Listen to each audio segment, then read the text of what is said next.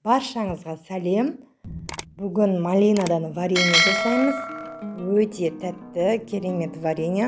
Балалардың ең сүйікті вареньесі. Менде 5 килодан асады малина. Мен бірге бір саламын.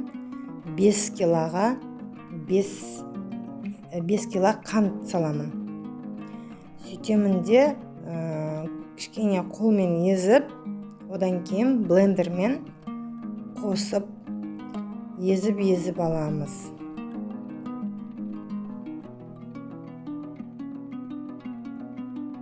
Сөйтіп барлығын үлкен ыдысқа құйып, қатты отқа қойып бір қайнатып аламын. Қайнаған соң көбіктері шығады.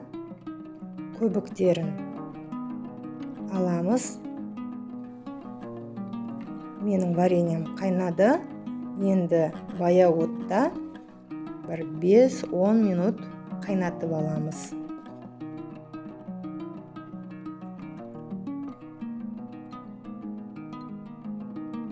Дайын болған вареньені стерилизация жасаған банкілерге құямыз.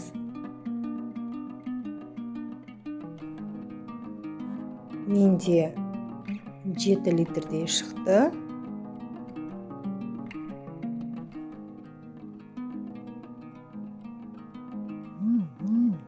Жеті литрдің бәріне құямыз.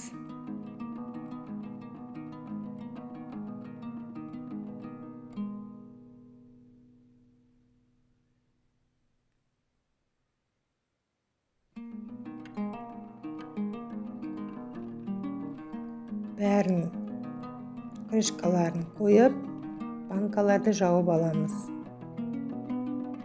Вареньеміз дайын болды. Өте тәтті, керемет болды. Ас болсын. Менің арнама тіркеле кетіңіздер. Лайк басыңыздар.